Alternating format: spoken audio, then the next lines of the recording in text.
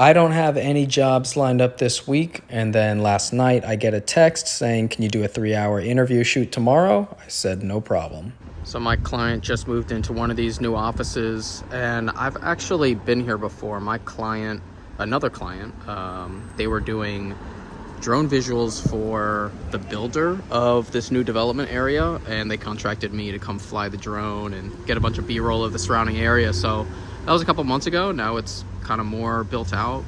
Businesses are in here, and looks like I'll be here. This is a very simple talking straight to camera piece. I think the script is divided up into 30 sections, and we're putting the script onto my phone, onto an app, and then that goes onto this manual teleprompter. So it's not connected to a computer or anything, but by having it on my phone, it reflects up into that screen, and then the person can read it. It's big enough, it's not huge, but for our purpose, when the subject is less than 10 feet away, it's fine. And I am using the C70 because my XLR cables are in the mail, so I actually can't use my Sony. Bummer. But there's a lot of studio lighting here, and then I just added my 200X with that lantern on it. You can see the black wrap, the skirt, just to give a little bit softer look on the subject's face, and it made a huge difference because their frontal lighting is normally bare LEDs, and it just looked a lot better with my lantern on it.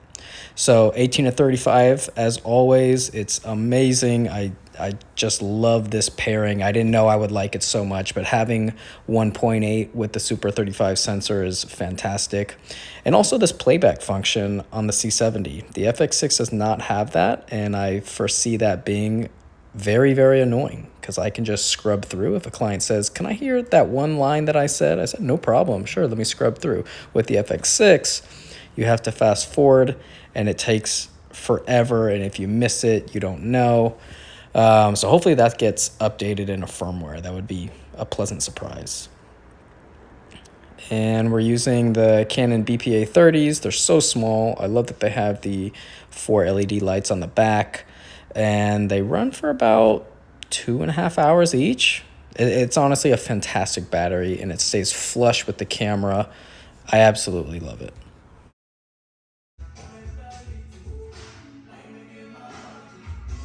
No slate on this shoot, so I just numbered the scenes and am doing tally marks for each time there's a new take. It's primitive, but it gets the job done. Probably have a higher percentage of getting it done. So I love that you have so much customization with these modern cameras. The client wanted their own feed, so I sent out full-size HDMI and turned off the info display so they can't see any of the settings cluttering up the screen. And it's just great to have full-size HDMI. It is 9 o'clock. That was supposed to be a 2 p.m. to 5 p.m. shoot. And so, I mean, this client runs late. This is extremely late, so I will be charging a full day for it, even though I was only scheduled for a half day. But I kind of know that's how they operate. So as long as they can pay the overages, that's fine with me. So I am really surprised with the response I got for my last vlog. At the end of it, I spoke about how there was a full-time position available in the $50,000 to $70,000 range at a company that I freelance for. And I was just wondering, what do you guys think about freelancing versus staff positions? And there was so many comments that were saying, this is what I think, or don't ever be a slave to the chair, enjoy your freedom, or the grass isn't greener on the other side. I was just very impressed with the amount of engagement that I got. So thank you guys for letting me know what you think about it. And it's simply something that I'm not able to give up, is my freedom of schedule, freedom of job choices, freedom of it just feels like I have control of my life, and I just really don't want to give that up. And I absolutely love where I am in my career, and I can feel upward momentum. So until something changes, I'm gonna be sticking to freelance. So packing for the New York trip tomorrow. I like to use these bags. I got them at a conference once, and they zip up, and it's so easy to just fill these up and then drop them in. Pants in one, underwear in the other, shirts in the other one. So easy to know.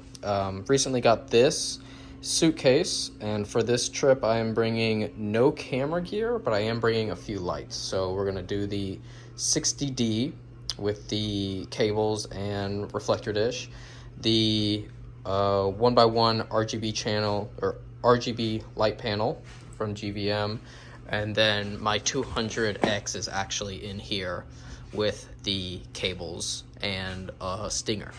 And then this area will be for my clothes. Everything runs off AC power besides that light panel, so we're doing a quick charge on those batteries. And that's it. So finally, we are invoicing for that 12-day time-lapse project that you guys saw me catalog in vlogs 25 and 26. This is the proposal I sent over. Feel free to take a look at it.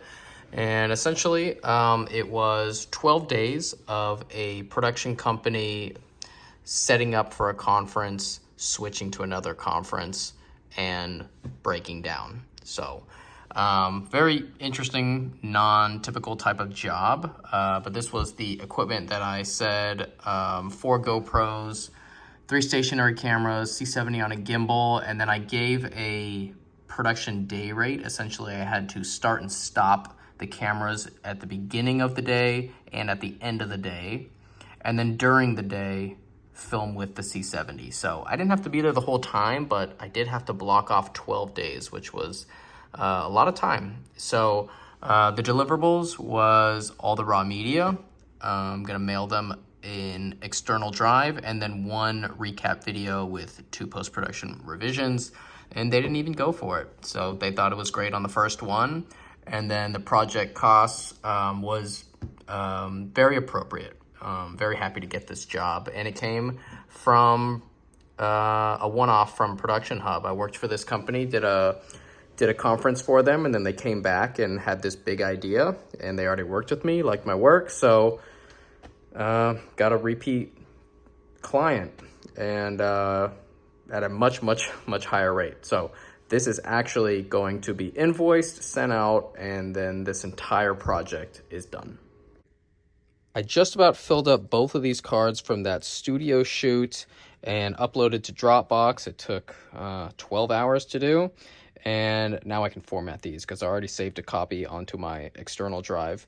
So I was doing some testing, and I found out that at 4K 60, Cine EI, S-Log 3, all I, on a 128 gigabyte card, I get 27 minutes, which is not a lot.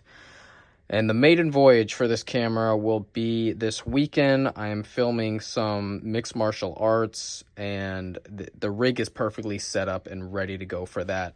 I am very excited to use it, and I will need all 4 of these that I own because the event usually lasts 5 hours.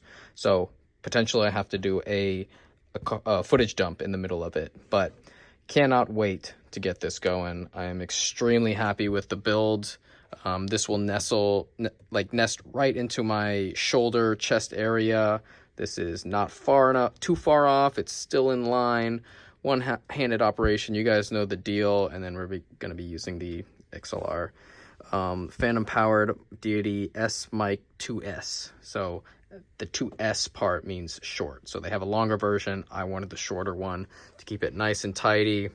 And we'll be using these for the first time too. So very excited to finally put this thing to use. I've had it for about, I don't know, 3-4 weeks and haven't been able to actually use it because I've been waiting on certain accessories. But now I have all the things that I need to make it fully functional.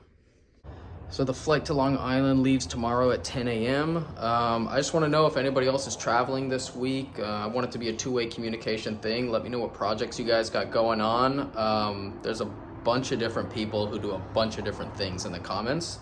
So who knows, you might find another camera operator, sound guy, or another filmmaker in your area. So feel free to leave a comment, and yeah, let's connect.